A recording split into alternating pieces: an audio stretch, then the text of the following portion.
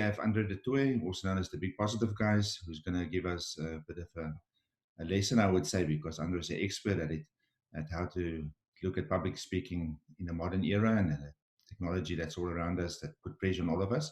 Um, and also, we just want to recap a little bit on what our goals and aims are as business owners to share information. I think it's more than an opportunity nowadays. It's absolutely becoming a duty of all of us to put our hands together, work together, and in this new business environment that we operate in, it's nowadays referred to as a tech village rather than a business world, is to connect and share relevant information, news items, but also critical information that can help us to make more accurate decisions as business owners, decision makers, and career-driven individuals. So even if we do not have a business and we want to build a career, the aim is that we can still learn from each other. Uh, I thought it pertinent today to just share a little bit of information about the latest stats that's coming from the Bureau for Economic Research. Very interesting. So it's not to put a negative spin on anything, but it's just to face a little bit of fact. And in looking at the business confidence index, specifically for us as Africans, but also how do we compare globally and in comparison to some of the other countries. So the latest stats for July 2020 indicate an index level of 5 in comparison to the previous quarter of 18, which is a real eye-opener, even if you think of all the problems we have with the economy and other aspects of pandemics around us. But if you look at the way that it's actually really scaled down from the confidence that we all, I would say most of us felt, and that we had in business futures, specifically as business owners, when Ramaphosa was elected president in February 2018, and just look at how it slided down in the confidence levels, confidence index.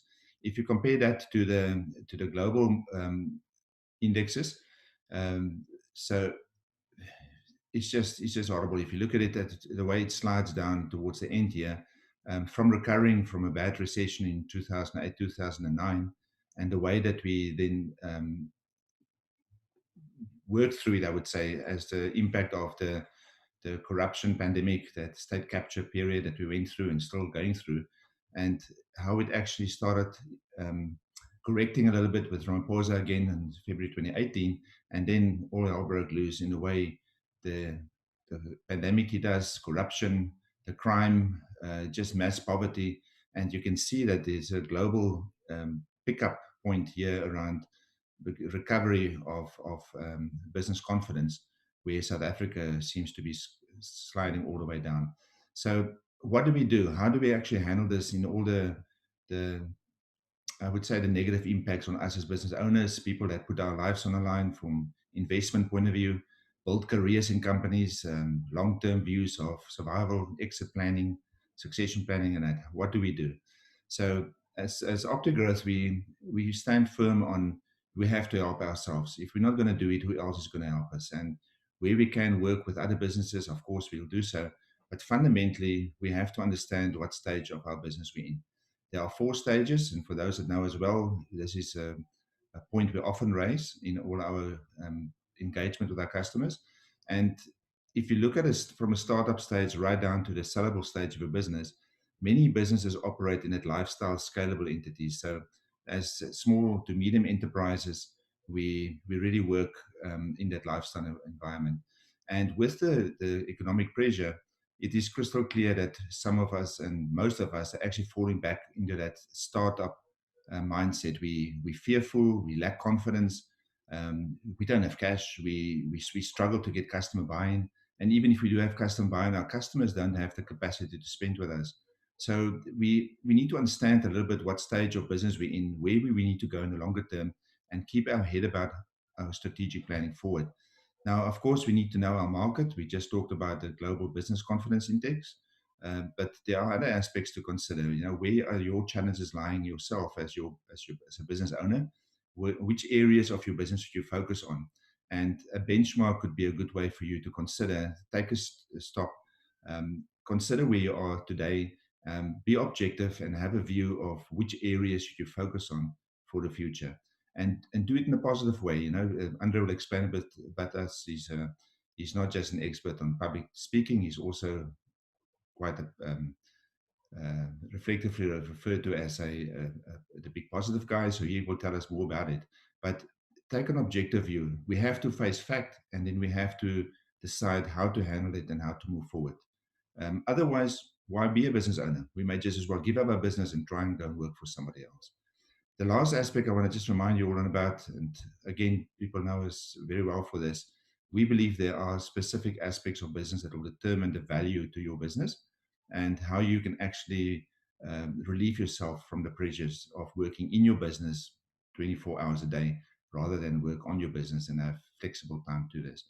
So with this in mind, with the issue about us as business owners, the confidence levels, all of those, it's important that we understand what is around us from government assistance, public, private, and other enterprises that can assist us.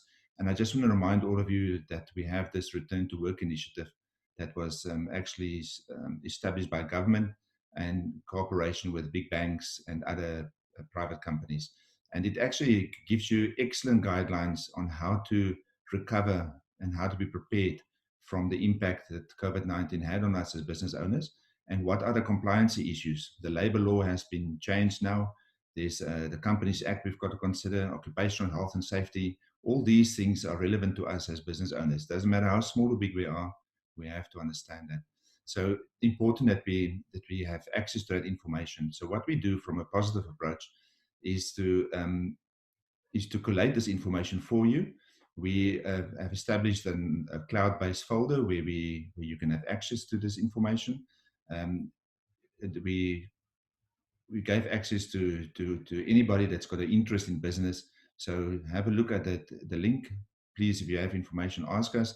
But more importantly, maybe you can also contribute. How about sharing some information that you may have on aspects such as SARS relief or VAT payment, UIF and TERS is a well studied topic by now over the last few months, but there are still problems. And in other aspects, policies, procedures around reviews of business, strategic thinking, benchmarks, and others. So if you have information, how about sharing it with us, and we can populate it and share with people around us, and learn from it, of course. So we also have a YouTube channel where we are sharing our webinars. This webinar is recorded, and we will make it available to you shortly after today's session. And then important also to look around and see where we can find other speakers and other people that can actually help us with information. This is Andre's second time with us today. He's no doubt a guy that's making an impact on the way that you can lift yourself from 1 minute to the next in a positive way, I would say. It definitely works for me. But with public speaking now going viral, you can't rest on your laurels when it comes to speaking to make an impact. Speaking, the way you present yourself, just myself sitting here nervously talking to you, I'm looking forward to hearing today's session and see if I can learn something from Andre and maybe even continue the engagement to improve myself. Because this is it. We're having day-to-day Zoom sessions, virtual meetings, one after the other, and the way we present ourselves, the way people perceive us from the way we speak and the way we talk is just absolutely critical. Okay, so with that in mind, I want to introduce you to Andre. Andre, you can just start your video and unmute yourself. And over to you. Hank, thanks very much. They always say you must never change your presentation at the last minute, but I think I'm going to change it considering what you've just said. I've been a professional speaker for the last 15 odd years, but I keep forgetting that there was a time in my life that I was a mathematician majoring in economics. And my speciality in mathematics was pandemics. So very often I think to myself, I went through one pandemic and that was HIV, and I thought I'd never see that again. And so what happened is I decided to go into the big business world and then eventually became a speaker. But now all of a sudden I find my speciality, the thing that I'm most good at, is probably the most topical. So if I can just spend 1 or 2 minutes on that. Firstly, I just want to say thank you to yourself, to Damien and to Lisa for inviting me and to making sure that I have this opportunity to share the information. I've seen the audience as many of my friends, and I see Dr. Dean Allen is here, and so possibly he'll know all about this when I say this. The 1914 to 1917 World War I literally broke the world into smaller pieces. It literally destroyed the economy. And when that was finished, we still had a virus which attacked us from 1918 till nearly 1920. which caused 50 million deaths and untold suffering across the world. But here's the good news, is that from 1920 to 1921, 29 in history is one of the fastest growing times in terms of economies. And I want to encourage all of you and say, if you think back to that time and think Great Gatsby, those monstrous big houses, the era of jazz, just because we're going through a bad time now doesn't mean this is the end of the world. But a lot of it is up to you. So there's a couple of key factors. The first one is attitude. And whenever I hear the word business confidence, I want to say to you that those people who are going to succeed are those people who are positive about the future. I've been speaking positivity for 15 years now. And one of the things that I'm absolutely convinced about is that your attitude will determine where you end up in terms of the business world. I see Adrian Gore has been writing letters about this and saying the market is affected negatively or positively by people's attitudes. The majority of the people at the moment are extremely negative, but there's a small group of people that are making money in this time that we're sitting here. So I want to encourage you to be positive and to think of mechanisms whereby you can make money. The second thing is Hank, well done on this initiative. This is a fantastic initiative. I was in a Mind Valley course last night, and one of the things that I remember as a young student that really changed my life is to spend at least 1 hour per day in personal growth. And even a meeting like this, for me, is a huge benefit. But then the last skill, which I also want to say to you, is there are many practical skills which we need to learn. If you don't know how Zoom works, you better learn really, really fast. If you don't know how to stitch videos together, you better get somebody who can do it for you. If you don't know how to write, get a copywriter. If you don't know how to speak, go take lessons. These are all skills which are going to take you forward into the next world. I want to start my presentation by telling you a story which happened in about 2005. And the character in mind is King Abdullah of Saudi Arabia, one of the richest people in the world and a very forward-thinking leader. He was adamant that he was going to take Saudi Arabia into the 21st century and was going to be a leader in almost every single field. To do that, he recognized that he needed to have the best mathematicians and the best scientists. So he started an exploration around Saudi Arabia to look for what he called the 4 most gifted children.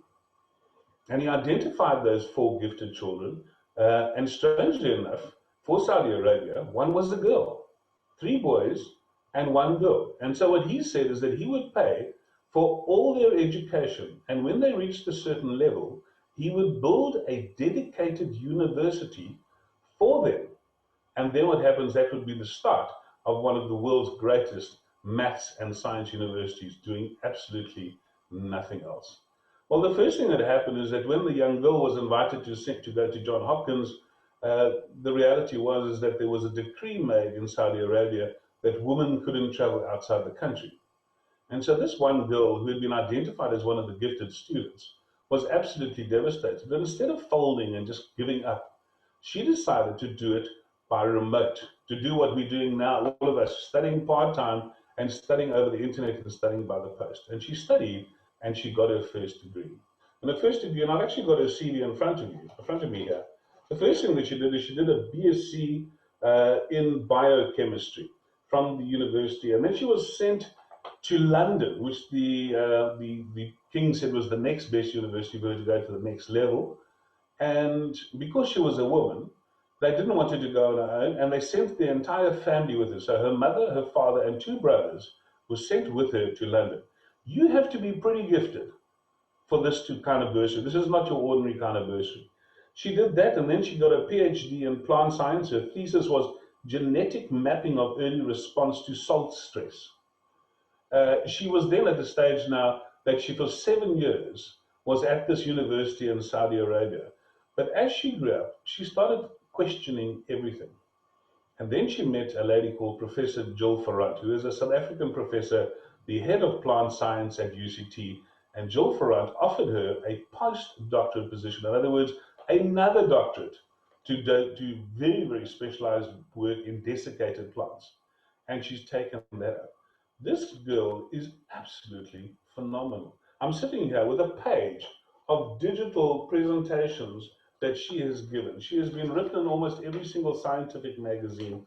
But not only that, she is what they call a polyglot. She has an ability with languages, and she's fluent in 9 different languages. She has multiple hobbies, and yet her CV is lying on my desk. So why is that? The reason is that she said, Andre, my success depends on my ability to communicate well. My ability to communicate to doctoral students about their thesis, for my ability to communicate with companies so that we can pay for future research, my ability to be able to speak to large audiences when we discover the secrets that everyone has been looking for at the university. 3 million people have lost their jobs in the last 4 months.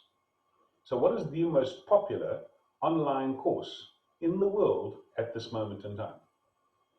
It's an easy one to guess. It's interviewing skills. Because for the very first time, people are sitting around and looking for jobs and realizing that some of them 15, 20, 25 years into a career, that for the very first time, they're going to go for an interview as well. So I lecture at the UCT, I lecture to the communication skills to the actuarial students, and I always laugh. Because one of my first questions when I always go for the very first semester is, who is the most likely to be the most successful among you? Now you must understand that every single kid here has got 7 distinctions, if not more. And so always, and I'll never forget the first time I saw this tiny little kid got up, he looked like he was 12, he probably was 12. He got up and he said, and he's put his little head up and he said, sir, the cleverest amongst us shall rule. And I still laughed because I thought to myself, we all know that the clever kid at school usually didn't get the best job. Then somebody else said, we'll work really, really hard. And that's also not the key to success. The key to success is the ability to be able to speak well. And the best way to prove that is that when you take all those kids and you send them for their interviews, the one who gets the job is the one who impresses the interviewer the most. We are living in a world where everybody has got skills. Somebody along the line is going to have more skills than us. But what we can do, what we can become better at, is we can become those people that can convince and change people's opinions based solely on the words that we speak. So is public speaking still relevant in the digital age? Well, I would say it's even more important now than it's ever been. This kind of communication that we're doing online is not going to go away.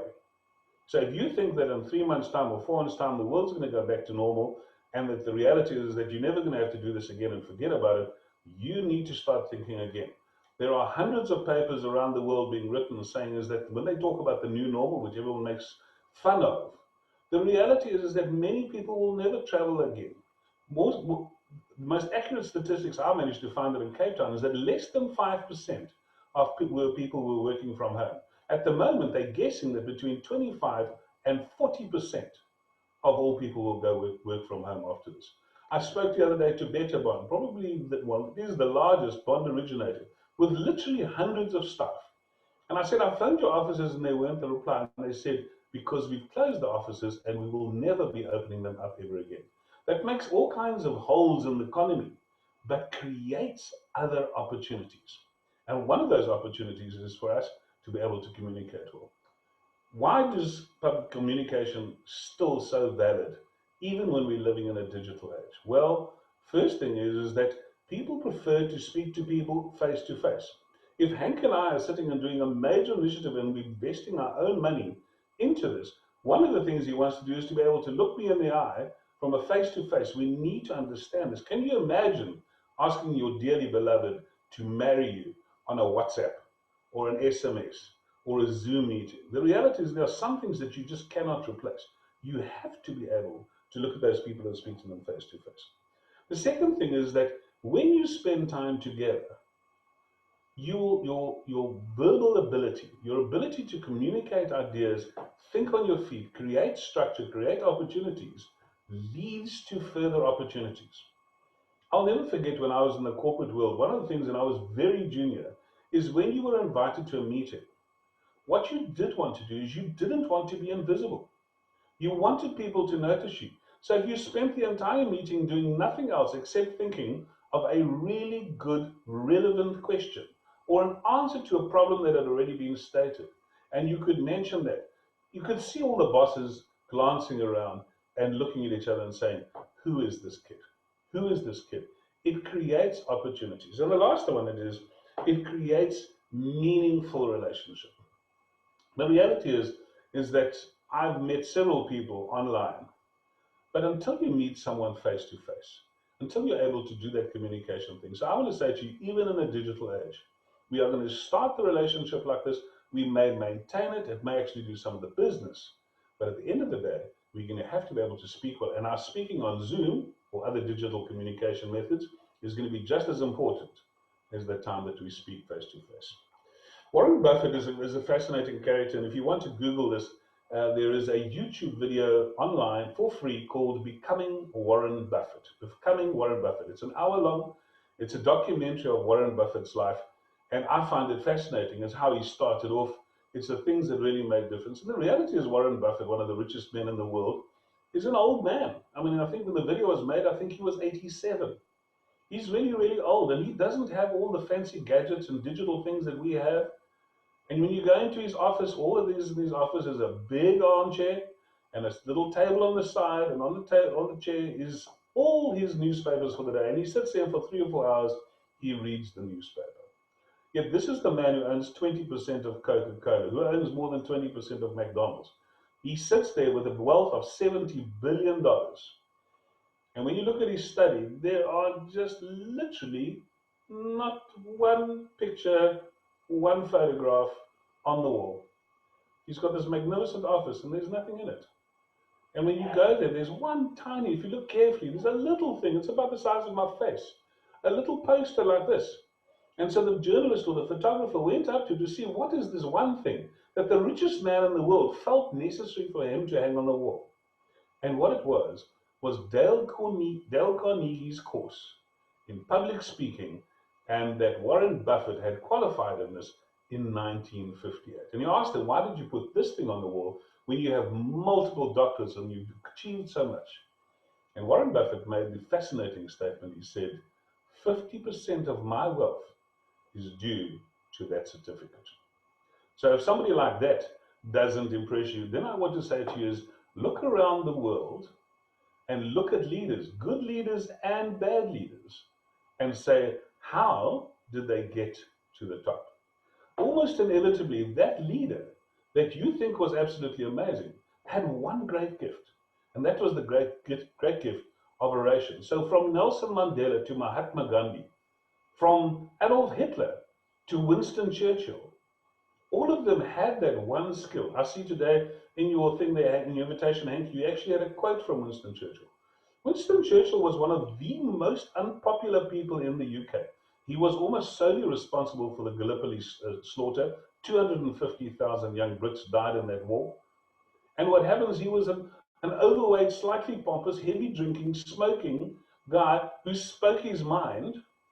But when the time came, he stood up and he gave the speech of his life. And that "We Will Fight Them on the Beaches" speech still resonates within every single one of our minds. And what happens, he became the man of the moment based on one speech. I think I'm going to ask you to just play a video, if we can get it up. And this is an interesting scenario. This is 2004. There is a young senator in Illinois. And what happens, he's a nobody. The Democratic candidate for president is a guy called John Kerry. And what happens, they're having this big party, it's all the rah, rah, rah. And they've invited a few speakers, about 6 or 7 speakers, to each speak for 15 minutes. I often say this, and I hope it's not true, but it almost felt to me like there was a bit of tokenism. That there was this young black dude that they wanted to get on the stage. He wasn't anybody within the party. Not only that, but he had a funny name. He had a name that sounded like he was Muslim.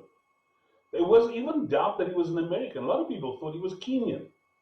And so he had all these negative things against him, and yet in 15 minutes, he gave a speech which not only identified him as the next president of the United States, but also attacked every single gender, racist, but the religious bias that people had against him, he spoke his way into it until every single person was on his side. This is a 6-minute version of it with a little summary on it. Maybe you can just listen to this and say how this one speech not only changed his life, but changed the world.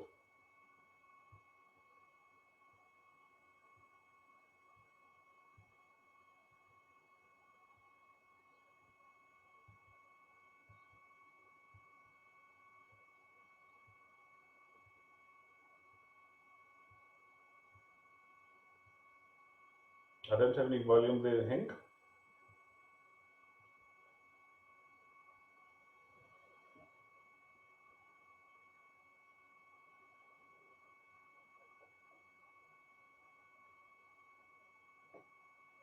Henk? Can you hear? Tonight is a particular honor for me. Yes, Andre. Thanks, man. Did we just rewind that a little bit? It was off there for a second. Yeah. Thank you. Can I start from there? It's fine, perfect. Excellent. Young, rising figure in the party, but no one knew who this guy was. This was his chance to introduce himself to people. Tonight is a particular honor for me because, let's face it, my presence on this stage is pretty unlikely. My father was a foreign student, born and raised in a small village in Kenya. What makes a great political speech is if you can somehow fold your story into this larger American story. The next thing he says is about his mother's family. His grandfather fought in World War II. He used the GI Bill. They settled in Kansas, so white people could say, he's just like us.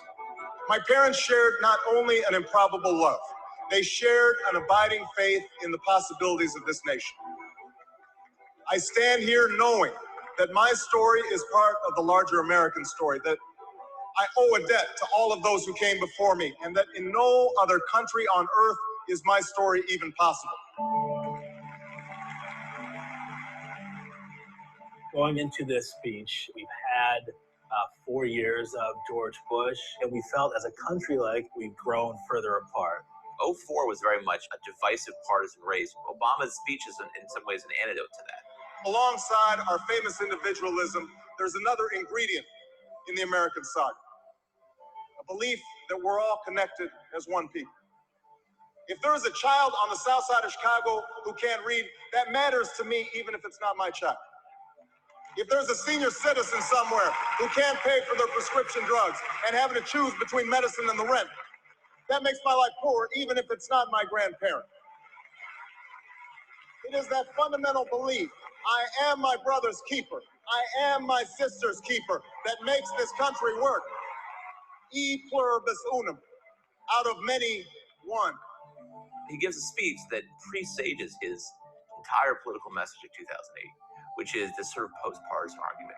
Now, even as we speak, there are those who are preparing to divide us. The spin masters, the negative ad peddlers, who embrace the politics of anything goes. Well, I say to them tonight, there is not a liberal America and a conservative America. There is the United States of America. Obama was born with two great gifts. One is his mind, and the other is his ability to speak to large groups of people.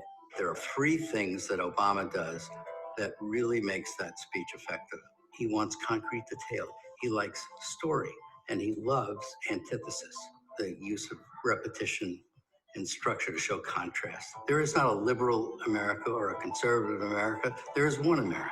There is not a black America and a white America and Latino America and Asian America. There's the United States of America. The pundits like to slice and dice our country into red states and blue states, but I've got news for them too. We worship an awesome God in the blue states, and we don't like federal agents poking around in our libraries in the red states. We coach Little League in the blue states, and yes, we've got some gay friends in the red states. We are one people, all of us pledging allegiance to the Stars and Stripes, all of us defending the United States of America. the way he uses his hands. He actually points a lot and does a lot of this, a lot of this, a lot of that. In doing so, he gives off this sense of energy. I am new. I'm someone who is dynamic. And he doesn't do that so much anymore. He's a little more solemn and reserved when he gives speeches today, but I think it's more reflective of his office. In the end, that's what this election is about. Do we participate in a politics of cynicism, or do we participate in a politics of hope? It's the hope of slaves sitting around a fire singing freedom songs. The hope of immigrants setting out for distant shores. The hope of a young naval lieutenant bravely patrolling the Mekong Delta. The hope of a mill worker's son who dares to defy the odds. The hope of a skinny kid with a funny name who believes that America has a place for him too. Hope in the face of difficulty. Hope in the face of uncertainty. The audacity of hope. His appearance at that convention, which was the best speech of the convention, better than John Kerry's, was electrifying. And without it, he wouldn't be president. I think sincerity means a lot. There are people who, when they speak the truth as they see it, and they're very effective doing that. I believe this country will reclaim its promise, and out of this long political darkness, a brighter day will come. Thank you very much, everybody. God bless you.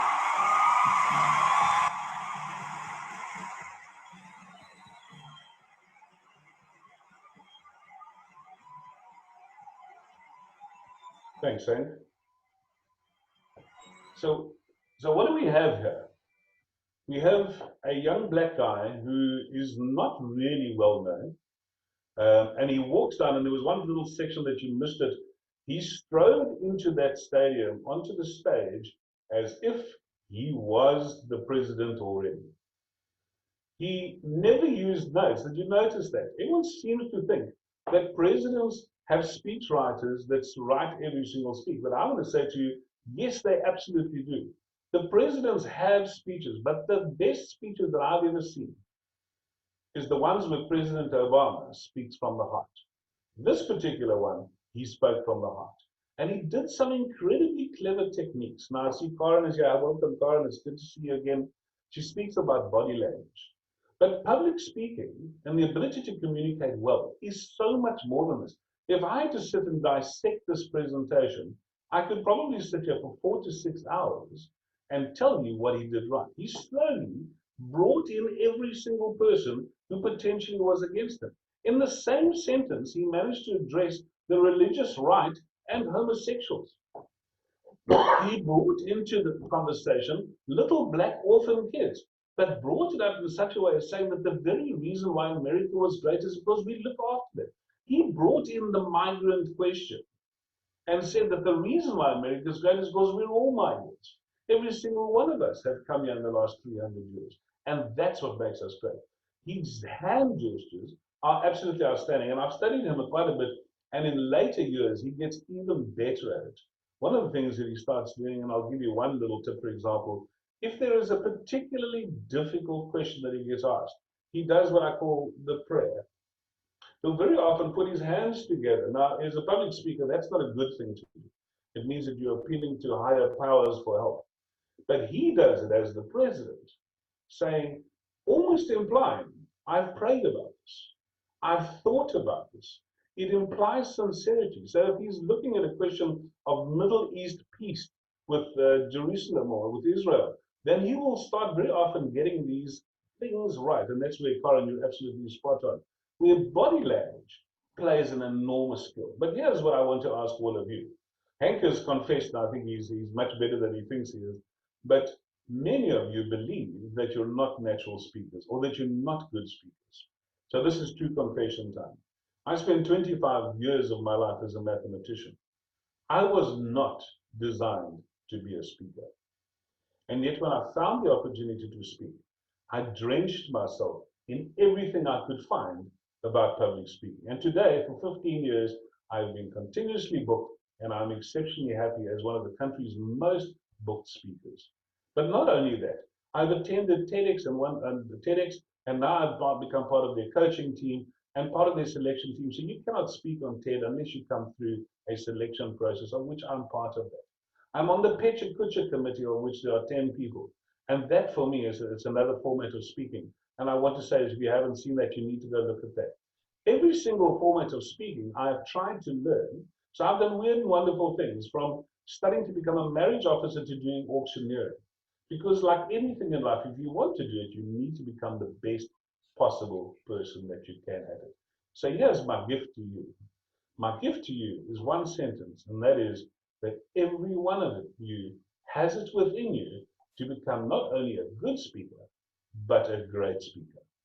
And all you need to do is you need to find a good teacher, and you need to start learning some of the steps. Now, there are many steps and techniques. I would say it'd probably take you 40 hours conservatively to become a good speaker, which is less than it takes you to play one of the ABBA songs on the guitar. So really, 40 hours worth of investment in yourself will make a massive difference to the end result. If Warren Buffett's comment is true, that 50% of your wealth comes from the ability to speak well, then this may be the most important decision that you ever take.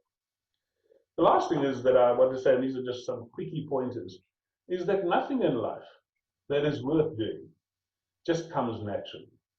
Everything requires practice. And for those of you that have seen me speak about speaking, one of the things that I say is that the reason why a public speaker, a professional speaker like a dean or myself, can command large figures, and by large figures I can say conservatively, even in a difficult market like today, anything from 15,000 to, if you're a Rusty Erasmus, 40 or 50,000 in a difficult time for a 1-hour presentation, more than a surgeon, more than a cardiologist. One of the reasons we can command that is because we are better at the subject and more skilled and knowledgeable about the thing that you're speaking about than anybody else that we know. You can go along and you can debate with Dean as long as you like about the history of pandemics and stuff, and I promise you that Dean will have an answer to every single one of those questions that you ask him. And the reason for that is because he hasn't put in 1 hour's worth of research, he has put in multiple hours. So for me, on average, when I do a 1-hour presentation, I spend 40 hours in research before I start writing the presentation. So I've read every single paper. I've analyzed every single comment that has ever been made about the subject. And then I'll be brave enough to stand up and do the presentation. So there's one other thing that I want to give you a little tip, and it's such a useful tip for me. When I started analyzing, after I'd done all these courses and sort of qualified as the hotshot Toastmaster and Pecha Kucha and TEDx and all these things, I thought to myself, are there one or two things that are more important than others? And probably the most important thing to me out of everything is that when you do a presentation, you start with the end in mind. It sounds like such a simple statement. But what happens if you start with the end in mind, then what happens, everything else builds up to that point. So many people get caught up in the introduction and the slides and things like that. And I can hear they're doing this really good presentation. 20 minutes into the presentation, it fizzles. And when it comes to the end, it just dies this tragic death. It just whimpers out and sneaks out the back of the room. What I would just say is that every single time I do a presentation, I have a specific reason why I'm doing it. So if I turn around and I say the specific reason I'm doing this presentation for you this morning is, firstly, I want to support Hank and his initiatives of educating people. But more importantly than that, I want to say to every single one of you is that you have the ability to become an incredibly competent and amazing speaker. And possibly for some of you, even create an opportunity to create a whole lot more income. It'll definitely find you a nicer girlfriend, a nicer boyfriend, nicer people to work for. You will find that your ability to speak has aspects that you haven't even imagined yet. You think it's public speaking. It's not about public speaking. It's about all kinds of things. It's about attracting the right kind of people into your life. It's about being able to communicate with the cashier that you get the special service that no one else gets. It's those small things that the ability to speak well can change. So first thing I would say is start with the end in mind. Imagine if every single time you went to a meeting, you went to the meeting and said, this is what I want. I'm just going to use an example. Lisa, for example. Lisa just brought out this amazing new digital magazine. If she brought out the digital magazine and I wanted to have a meeting with Lisa, but here's my thought in mind. I want to see if I can advertise in a magazine, but I don't just want to throw it out there. I want to speak to her very quietly. I'll speak around it until eventually I have all the details and the information that I need. But that's the reason I want to speak to her. So I can speak about all kinds of things, but I know clearly what my end is in mind. The last thing I want to say this morning is that when you do speaking, I have so many great speakers. This woman here, this gifted Saudi Arabian scientist, is a fantastic opportunity for me, and I think that she will become a phenomenal speaker if she remembers one thing, that the speech is not about her, that the talks that she gives is not about her. If she can find to impart a mechanism whereby people feel that they're benefiting from this gifted person, if she just stands up and just blinds us with science and all the wonderful things that you can do, it's really quite boring, and nobody wants to know that. So remember, every single presentation that you do, forget about the ego, forget about self, and start remembering that it's all about the people. If they have no take home at the end of it, then what happens? Your presentation was probably not worth it. I've been running a professional course called High Impact Public Speaking. It started about 3 or 4 years ago. We did it for normal adults and executives, and we ran that. It has morphed into something completely different. It has now become High Impact Public Speaking for Professionals, and I'm just about to graduate my 40th professional speaker. These are people that are going out there and earning the money as professional speakers. And this year, it's been put on hold a little bit, but my greatest excitement is that we started a high impact public speaking for teenagers. Because I believe the greatest gift that you can give your child today is the ability to communicate well. In a world where almost every single job and every single study course that they're doing is not going to exist in 10 or 15 years. Their ability to survive is going to be on the soft skills. It's going to be on the ability to network. It's going to be on the ability to think creatively, the decision-making process, which some of us just call common sense. But more than anything else, it's going to be about the ability to speak well to others, to communicate, and to speak well in public. Thank you very much. Andre Toit, the big positive guy, type it into the Google. I'm the last one left, so I've got no competition. I'm the last positive guy standing, and Hank, thanks for the opportunity again. It's only a pleasure, Andre. I think with my end goal in mind today, I've now already learned a few tricks of the trade. Maybe you can just, if you don't mind, just answer a few questions quickly. Everybody, I've unmuted yourself, so you're welcome to just push the unmute button and ask Andre questions and see where we can assist you. Firstly, from my side, Andre, you mentioned body language and the way people use their hands to actually get a point across. It's very difficult on a virtual meeting like this. Imagine I'm sitting talking like this and I'm pointing. I think it'd be more distracting, don't you think? Yeah. What's your opinion on that? Well, Hank, I'm a particularly poor one to ask that because I have what I think is a fairly non-expressive face. So I think my face is sort of a little bit frozen. So where you have an expressive face that you can do certain things, and I was watching somebody speak the other day, and just occasionally the hands just flipped into the vision. Yeah. It doesn't look foolish. Especially, at the moment I'm looking at a matchbox-sized picture of myself. But when you're looking at a much larger image, the second thing that I think with a lot of us, and I've started doing this, is very often when I have a very important meeting to do, I position the camera so it's still exactly the same focus on me, but I'm standing. So you've all often seen these crazy guys who work and stand at their desks. Well, I think one of the things, the greatest gifts is maybe one of the days is we're going to be standing and talking to things like that, because there's a different energy and a different body language completely. But yes, there are techniques which you can do. I will show you a video of somebody that I'm training at the moment. He's a professional musician. And she is phenomenal because her face is so expressive. As I've seen, there's a couple of Afrikaans speaking people here.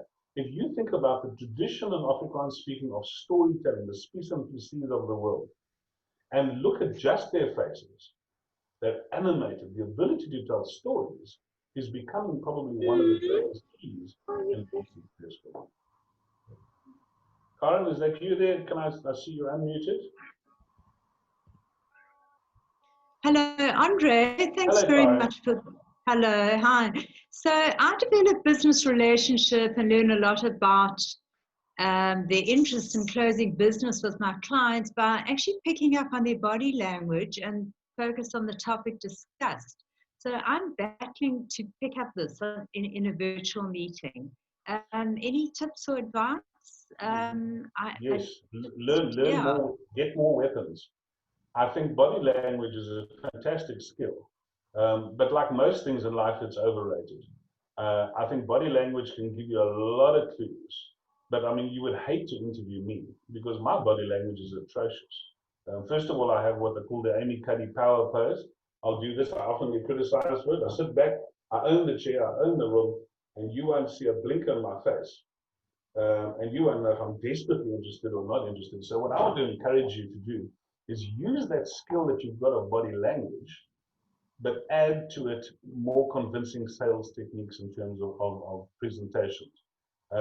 If we eventually get to a stage, which I suspect we are going to get to, where the face-to-face is going to become minimal, it's going to become a critical part of you saying yes. In my industry, for example, I don't have the privilege of having a lot of one-on-ones. I'm almost always, and I think Dean is always in the same position as well. We're always speaking to 200 people. And so I don't have the opportunity to sell to one. I have the opportunity to sell to 200. And my words are becoming my tools that enable me to say, oh, maybe 200 people, 40 people are going to turn around and say yes. But Karen, yeah, if you're a body language expert, go for it, use it. But you're going to have to learn a few more skills. Like all of us are going to have to learn a lot of new skills. I'm not the world's greatest IT person, but the reality is I'm having to learn really, really fast. Yeah, thanks, Andre. Anybody else with a question? Maybe you want to raise your hand. Just if you have something specific to ask, don't want to talk around it, maybe you can just give us a bit of a chat as well in the chat box. Just want to see if there's anything coming through. No, nothing. Andre, closing statement for you? I don't see anything. We've got Colette. Yeah, Colette want to ask a question. Hello, yes, Colette. Hello, Colette. Colette, I've unmuted you. Thank you. Thanks very much. Fantastic session, Andre. Thank you very much. We've met once before. If somebody would like to embrace the journey and would like to start learning, you said find a good teacher. That would be the first step. Any recommendations? What, other than finding a good teacher, what's the next best step that we can take? Well, obviously, I think I'm the best teacher, so I'm being rude, but I am. So one of the things, you're most welcome to contact me, but I will say to you, one of the things that really changed my life was in 2015, after speaking professionally for 6 years, is I joined Toastmasters. And Toastmasters taught me a lot of the basic technique, which I think as an instinctive speaker I hadn't learned. The only thing which I've now realized is very often in life as executives and as entrepreneurs, Toastmasters is a wonderful organization, but it can take you a year or two to get through some of the basics. And I think I'm one of those instant gratification guys now, because I want it all, and I want it within the next 6 weeks or 2 months. I haven't got 2 years to wait in. Like Hank, I'm getting old. So what happens, everything has to happen really, really quickly. But Toastmasters is a great place. I have done a number of the Udemy public speaking courses. They're all reasonably good. I can't say there's any rubbish in amongst them. The only thing I don't like is that they never consolidate everything into one package. I haven't seen that yet. So if you find one like that, I would love to do. And then obviously there's the Dale Carnegie course, which still exists today, and also has a number of those things. So those are probably a couple of suggestions that you can maybe explore and have a look. I've seen the Voice Clinic as well, but just to give you an idea, the Voice Clinic is charging fees anything between 18,000 and 15,000 a day, which I think is just too expensive. All right, Colette, does that answer your question? Fantastic. Thanks very much. Give me a call. I'll make you a deal. I like it. Thank you. Excellent. Thanks, Andre. Thanks, Colette. All right, anybody else? Any other questions? Use the opportunity. Andre's a very popular man, difficult to slot him in. But Andre, I think it's your second time that you're actually contributing to this initiative of ours. So thank you very much. Really, it's much appreciated, and I think we all get value, more than enough value out of it. But also an invitation for you, if you want to talk to Andre separately, please know the contact details. It's right on your screen, and reach out to him. It's a great guy to talk to. Anybody else? All right, Andre, I don't think there's anything else coming through. Some closing statements from you? Yeah, I just wanted to say is that, I'm known as the big positive guy, and although some people tease me about it, but the reality is that I think I was made for this time. I think so many of us have found difficulty in financial things. Just out of interest, my last 3 financial presentations, I have asked the following question. And the question is how many of you are able to pay your expenses out of your income? Now, I think you would be horrified to read that somewhere between 66, and these are 3 audiences of varying income, and some of them with big incomes, normal big incomes, and audiences ranging from about 80 to about 300, that about 66 to 80% people in the 3 different meetings said they couldn't pay their bills anymore. Almost 100% of people said that they were financially afraid of the future. And so what I want to encourage all of you is that fear does nothing else except create paralysis. And so even if it's real, even if it is coming at you like a train, I want to say is do whatever you need to do to control those emotions and learn the new skills. There are opportunities out there.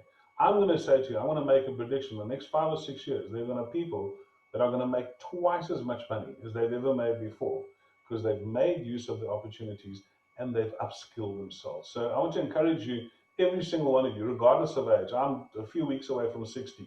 I want to say to you, I have absolutely no fear about my future. I will remain relevant because I will continue to develop. And the other thing, which I also think is key, which is what Henk and them are doing, is creating tribes, clans, communities with which you can connect with all the time. And for me, that is an absolute must. The one skill is the real skills, and the other one is that we have to form communities with which we can support ourselves. Thanks, Henk.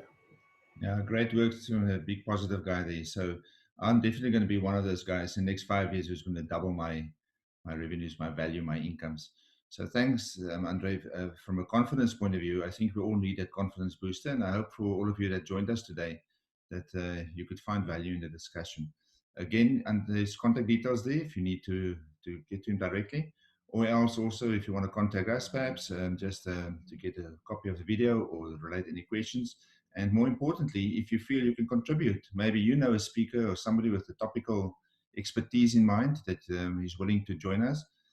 If not that, maybe some material, some documents relevant to governance, to the business practices, any aspect that can promote how do we sell, how we make more money for us and for our families throughout our business careers and investments.